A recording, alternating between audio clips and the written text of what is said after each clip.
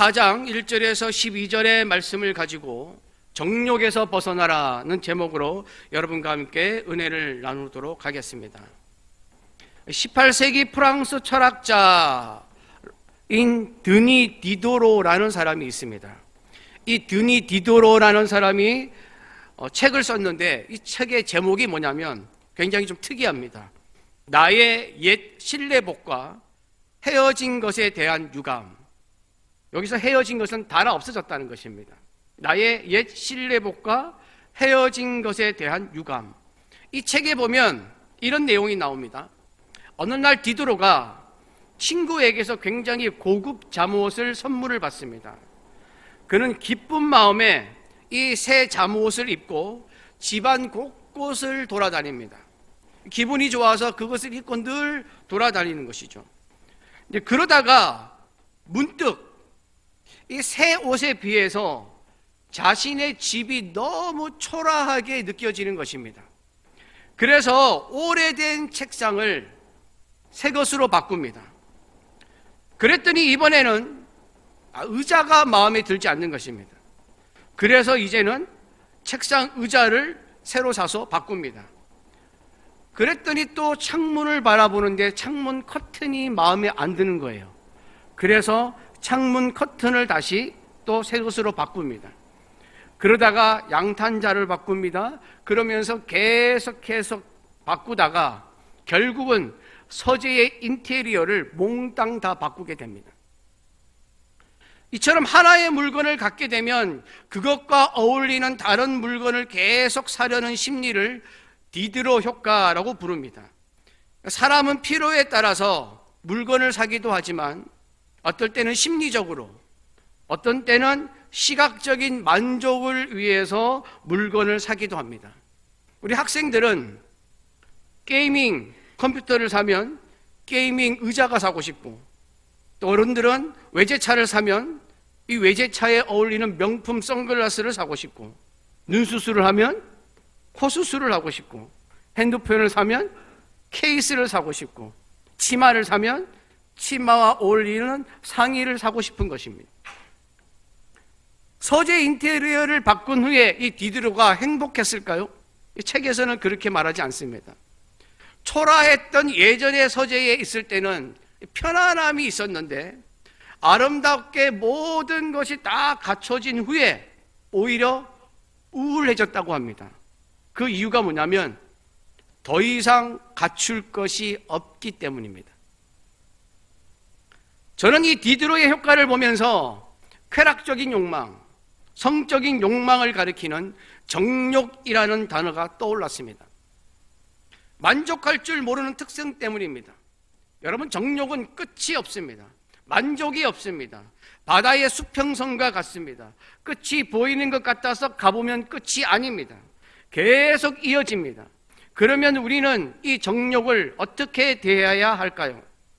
오늘 말씀은 뭐라고 하시는지 한번 살펴보겠습니다. 1절입니다. 함께 봉독합니다. 너희 중에 싸움이 어디로부터, 다툼이 어디로부터 나느냐? 너희 지체 중에서 싸우는 정욕으로부터 나는 것이 아니냐? 여기서 너희 중에는 그리스도인들을 나타내는 말입니다. 야고보는 계속해서 흩어져 있는 그리스도인에게 말씀하고 있습니다. 그리스도인이 어떻게 믿음으로 행해야 하는가에 대해서 계속 말씀을 이어가고 있습니다. 싸움과 다툼은 이 두 단어를 원어로 보면 모두 다 다툼, 전투라는 뜻을 지니고 있습니다. 같은 단어를 반복하여 사용한 것은 흩어져 있는 그리스도인 공동체에서 다툼이 많이 일어났기 때문입니다. 그러면 그리스도인 간에 왜 다툼이 일어났을까요? 성경은 그 다툼이 정욕 때문이라고 말씀하고 있습니다. 다툼이 일어난 이유는 외부적인 요소나 환경적인 요소 때문이 아니라 내부적인 원인에 있다고 말씀하고 있습니다. 즉 마음에 있다고 말하고 있습니다. 그 마음에 있는 다툼의 원인을 성경은 정욕이라고 표현하고 있습니다. 정욕이라고 번역된 헬라어는 헤도네라는 단어인데 이 단어의 뜻이 뭐냐면 쾌락, 향락, 기쁨이라는 뜻입니다. 즉 쾌락을 누리는 향락으로 기쁨을 찾는 것이 정욕입니다.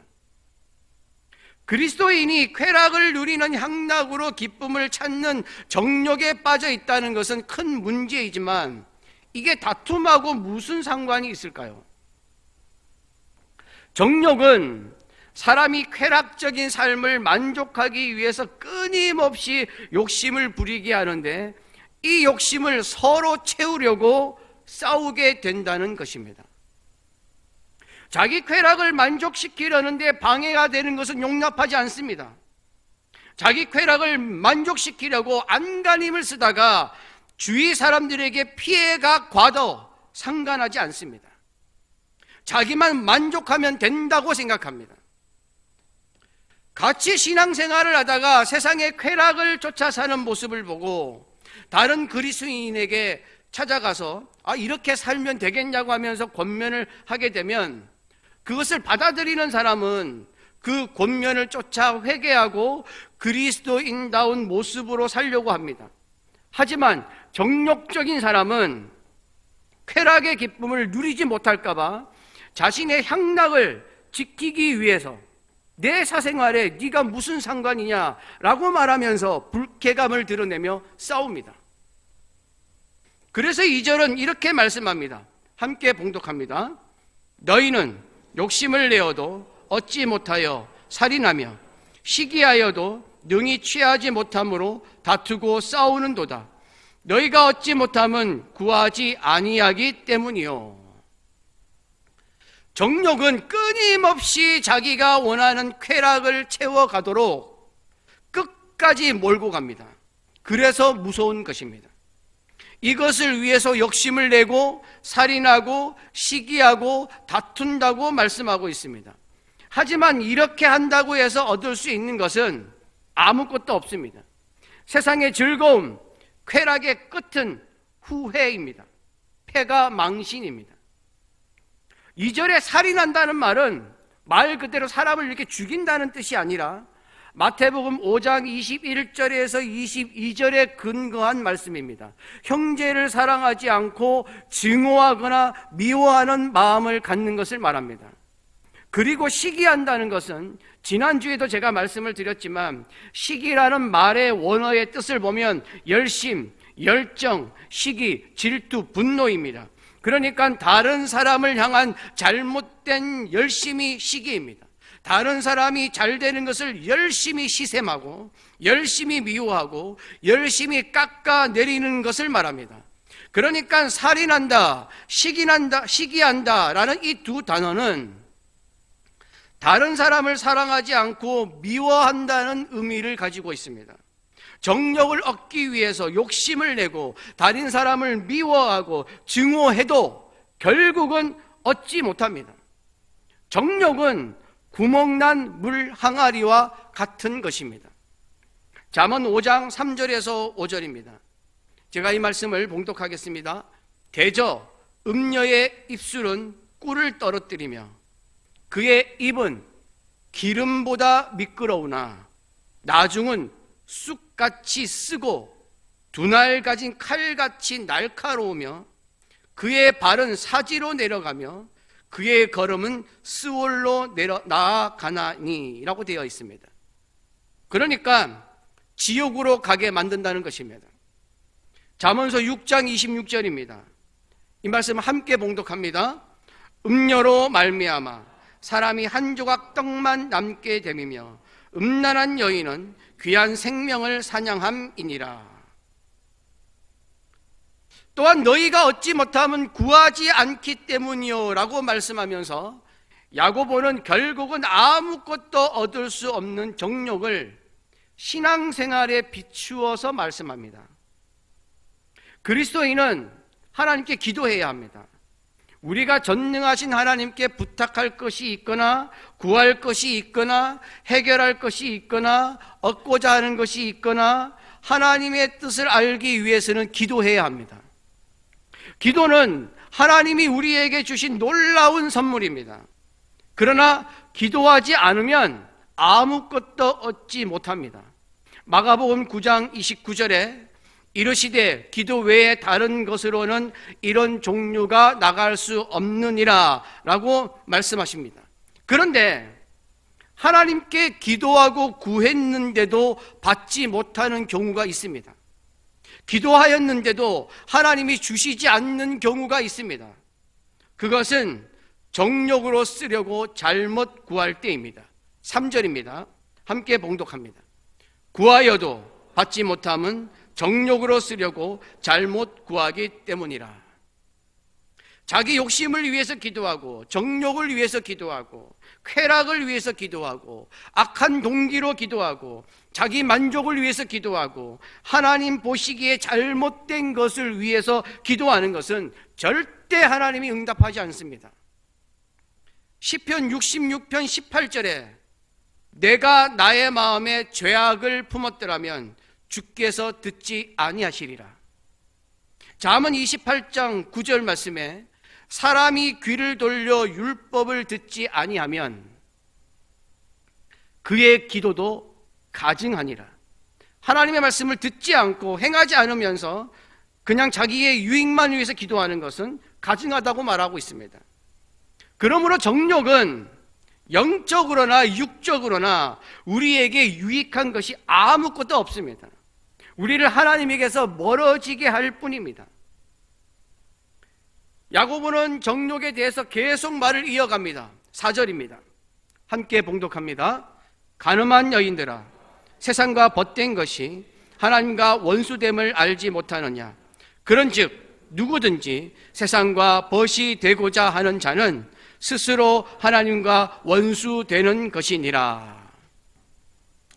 여기에서 간음한 여인들아 라는 말은 부정을 저지른 사람을 말하는 것이 아니라 정욕으로 인해서 세상에 빠진 그리스도인들을 말하는 것입니다. 여러분, 구약 성경에 보면 간음이라는 단어가 나오는데 이 간음이라는 단어는 하나님을 향한 믿음과 관련되어 있는 말입니다. 하나님을 버리고 우상을 섬겼거나 하나님의 언약을 어겼을 때 하나님은 간음했다라고 말씀하셨습니다. 하나님은 하나님이 선택한 이스라엘 백성들과 언약을 세우실 때에 그 언약을 신랑과 신부의 언약처럼 여기셨습니다. 이사야서 54장 5절입니다. 이는 너를 지으신 이가 내 남편이시라. 그의 이름은 만군의 여호와이시며 내 구속자는 이스라엘의 거룩한 이시라. 그는 온 땅의 하나님이라 일컬음을 받으실 것이라. 예레미야서 31장 32절입니다. 이 언약은 내가 그들의 조상들의 손을 잡고 애굽 땅에서 인도하여 내던 날에 맺은 것과 같지 아니할 것은 내가 그들의 남편이 되었어도 그들이 내 언약을 깨뜨렸음이라. 여호와의 말씀이니라. 그러므로 간음하였다는 것은 하나님을 향한 믿음을 버렸다는 뜻입니다. 그 다음 말씀을 보면 그 뜻이 확실해집니다. 세상과 벗된 것이 하나님과 원수됨을 알지 못하느냐. 하나님을 버리고 세상과 벗된 것이 간음입니다. 이 간음은 하나님을 반대하고 하나님 앞에서 죄를 짓고 하나님과 멀어지게 하여서 하나님과 원수의 관계를 만듭니다. 하나님을 대적합니다. 하나님을 무시합니다. 하나님을 인정하지 않습니다. 하나님은 없다라고 말합니다. 세상은 원래 하나님이 창조하신 아름다운 곳이었습니다. 하지만 사탄의 유혹으로 세상에 죄가 들어오고 사탄이 지배한 순간부터 사람들이 죄를 지으면서 죄로 가득 찬 곳이 되어서 하나님과 원수된 곳이 되었습니다. 그런데도 하나님은 세상을 사랑하십니다. 우리가 잘 아는 말씀 요한복음 3장 16절, 하나님이 세상을 이처럼 사랑하사 독생자를 주셨으니 이는 그를 믿는 자마다 멸망하지 않고 영생을 얻게 하려 하심이니라. 그래서 이 세상에 예수 그리스도를 보내셔서 우리를 구원하신 것입니다.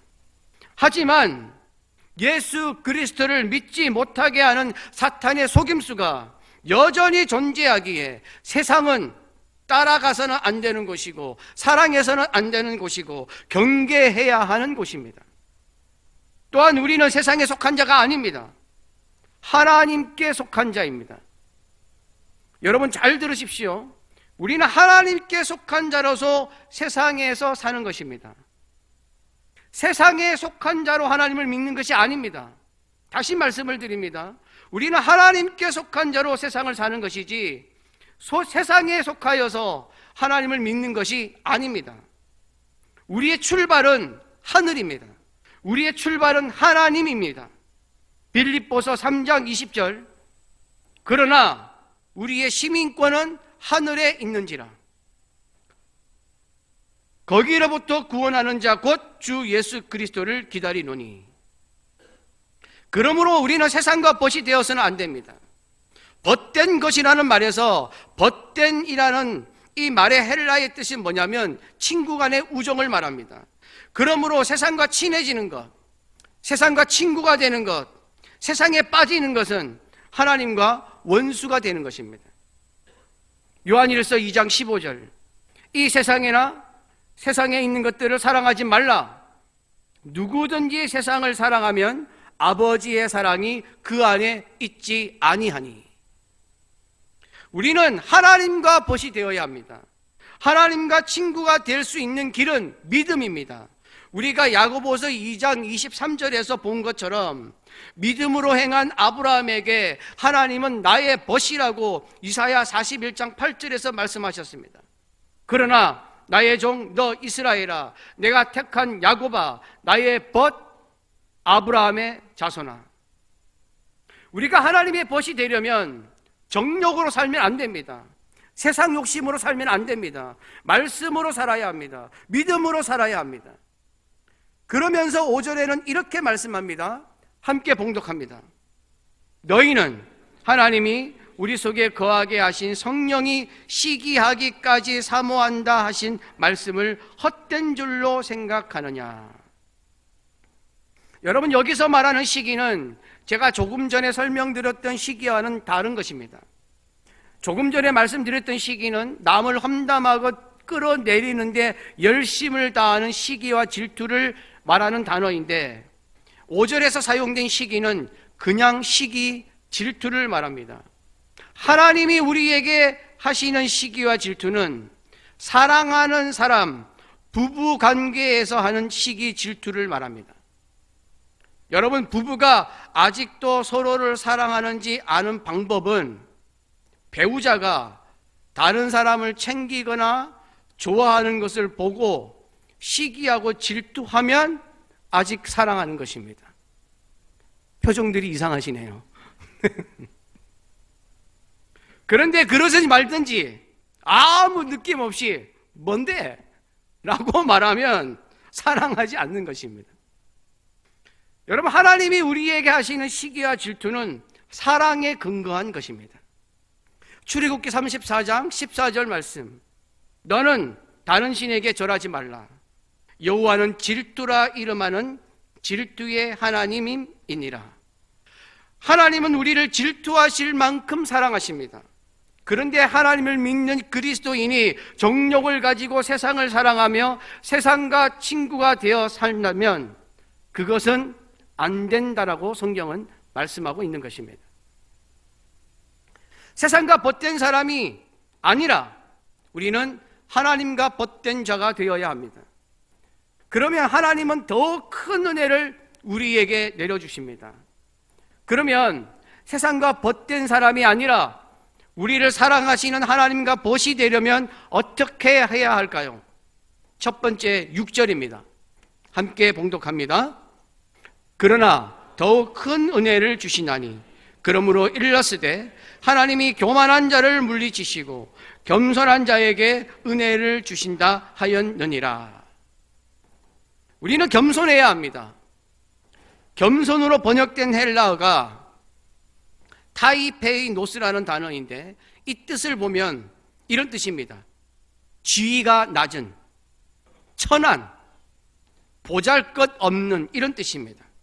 하나님 앞에서 우리는 천하고 보잘것없음을 인정하는 것이 겸손입니다. 하나님 앞에서 우리는 아무것도 아니라는 것을 고백하는 것이 겸손입니다. 우리는 하나님 앞에서 먼지 같은 존재라는 것을 인정하는 것이 겸손입니다. 낮아지면, 우리 마음이 낮아지면 은혜를 받을 수 있는 공간이 커집니다. 그래서 은혜를 많이 받습니다. 그러나 교만해서 자기 자랑과 잘난 척으로 자신을 가득 채우면 은혜 받을 공간이 없습니다. 그러므로 우리는 하나님 앞에 겸손한 자가 되어야 할 줄 믿습니다. 두 번째는 7절입니다. 함께 봉독합니다. 그런즉 너희는 하나님께 복종할지어다. 마귀를 대적하라. 그리하면 너희를 피하리라. 하나님 말씀에 복종하는 것과 마귀를 대적하는 것과는 연관이 되어 있습니다. 하나님 말씀에 순순히 복종하면 마귀를 대적하는 것과 같습니다. 왜냐하면 마귀는 하나님 말씀을 복종하지 못하게 하기 때문입니다. 아담과 하와는 하나님 말씀에 순종하지 못하도록 마귀에게 유혹을 당하여서 죄를 짓게 되었습니다. 반면에 예수님은 광야에서 마귀에게 시험을 당하실 때에 하나님의 말씀으로 물리치셨습니다. 하나님 말씀에 순종하면 마귀는 우리에게서 자연히 물러갑니다. 그러므로 하나님 말씀에 순종하는 자가 되어야 할 줄로 믿습니다. 세 번째는 8절, 9절 말씀입니다. 함께 봉독합니다. 하나님을 가까이 하라. 그리하면 너희를 가까이 하시리라. 죄인들아, 손을 깨끗이 하라. 두 마음을 품은 자들아, 마음을 성결하게 하라. 슬퍼하며 애통하며 울지어다. 너희 웃음을 애통으로, 너희 즐거움을 근심으로 바꿀지어다. 우리는 하나님을 가까이 해야 합니다. 늘 하나님 근처에 있어야 합니다. 부부가 오래 살면 닮아간다고 말하지 않습니까? 자녀들은 부모를 닮습니다. 왜냐하면 항상 가까이에 있기 때문에 서로 알게 모르게 영향을 주고받는 것입니다. 그래서 닮아가는 것입니다. 가까이 하면 닮게 됩니다. 친하게 됩니다. 배우게 됩니다. 하나님을 가까이 하면 하나님의 자녀답게 살아가는 것입니다. 우리가 하나님을 가까이 하면 하나님도 우리를 가까이 하십니다. 위대하신 하나님이 우리와 가까이 하시면 우리에게는 놀라운 일이 벌어집니다. 하나님과 가까이 하기 위해서 우리가 해야 할 일이 있습니다. 먼저 죄를 씻는 것입니다. 죄를 회개해야 합니다. 죄에서 완전히 돌아서야 합니다. 그게 성결입니다. 우리는 우리 죄에 대하여 슬퍼할 줄 알아야 합니다. 그리스도인으로서 믿음이 순수하지 못하고 하나님과 세상 두 마음을 품은 것에 대해서 가슴 아파해야 합니다. 하나님을 가까이 하며 하나님의 말씀에 순종하며 살아야 하는 존재임에도 불구하고 정욕 가운데서 쾌락으로 웃고 즐겼던 것을 애통해야 합니다. 세상의 것을 즐거워했던 때를 돌아보며 근심해야 합니다. 이를 통해 하나님과 가까이 하는 자가 되어야 할 줄로 믿습니다. 네 번째는 10절입니다. 함께 봉독합니다. 주 앞에서 낮추라. 그리하면 주께서 너희를 높이시리라. 그리스도인으로 살지 못하고 쾌락을 좋아하고 향락을 즐기고 세상의 것과 벗이 되고 세상의 것을 즐기고 좋아했던 모든 것을 내려놓고 하나님 앞에서 철저하게 자신을 낮추라고 말씀하고 있습니다. 그리스도인으로서 하지 말아야 할 마음, 생각, 습관, 행동을 다 내려놓고 하나님 앞에 무릎을 꿇고 바짝 엎드리라고 말씀하십니다. 이때 하나님의 은혜가 주어집니다. 하나님 앞에서 낮아지면 하나님은 우리를 높이십니다. 하나님의 복이 임합니다. 하나님이 원하시는 삶이 됩니다. 하나님이 나에게 나의 벗이라고 말씀하실 것입니다. 이렇게 정욕으로부터 세상과 벗된 것에서 벗어나 하나님 앞에서 자신을 낮추고 하나님과 가까워진 그리스도인은 하나님의 자리에 올라서는 잘못을 범하면 안 됩니다. 성경은 하나님의 자리에 올라서서 교만해지는 일을 형제를 비방하고 판단하는 것이라고 말씀합니다. 11절, 12절입니다. 함께 봉독합니다. 형제들아, 서로 비방하지 말라. 형제를 비방하는 자나 형제를 판단하는 자는 곧 율법을 비방하고 율법을 판단하는 것이라. 내가 만일 율법을 판단하면 율법의 준행자가 아니요 재판관이로다. 입법자와 재판관은 오직 한 분이시니 능히 구원하기도 하시며 멸하기도 하시느니라. 너는 누구이기에 이웃을 판단하느냐? 형제를 비방하고 판단하는 것은 율법을 비방하고 판단하는 것이라고 말씀하고 있습니다. 여러분, 율법은 하나님이 시내산에서 모세를 통하여 이스라엘 백성들에게 주신 계명입니다. 마태복음 22장에 이 율법에 대해서 한 율법사가 예수님께 율법 중에서 어느 계명이 큽니까? 라고 물었습니다. 그때 예수님은 첫째는 하나님을 사랑하라는 것이고 둘째는 그와 같으니 내 이웃을 사랑하라고 두 가지를 말씀하셨습니다. 그러므로 이웃을 비방하거나 판단하는 것은 율법을 어기는 것이므로 율법을 비방하고 판단하는 것입니다. 하나님 말씀을 어기고 그리스도인답지 않게 행동하는 것은 하나님 말씀을 비방하고 판단하는 것입니다. 율법을 판단하면 율법을 지켜야 하는 준행자가 아니라 재판관이 되는 것입니다. 그러나 재판관은 하나님 한 분밖에 없습니다. 그러므로 형제를 비방하고 판단하는 것은 하나님 자리에 올라서는 교만입니다. 그러니까 오늘 말씀을 정리하면 정욕에서 벗어나지 못한 세상과 벗된 그리스도인은 결국 하나님 자리에 올라서는 교만을 범하는 사람이 될 수밖에 없다고 말씀하고 있습니다. 여러분, 우리가 모두 정욕에서 벗어나 하나님 앞에서 겸손하고 순종하며 하나님과 가까이 하는 자가 되어서 하나님이 높여주시는 그리스도인다운 그리스도인이 되시기를 간절히 바랍니다. 아멘. 찬양 하나 하고 함께 기도하겠습니다.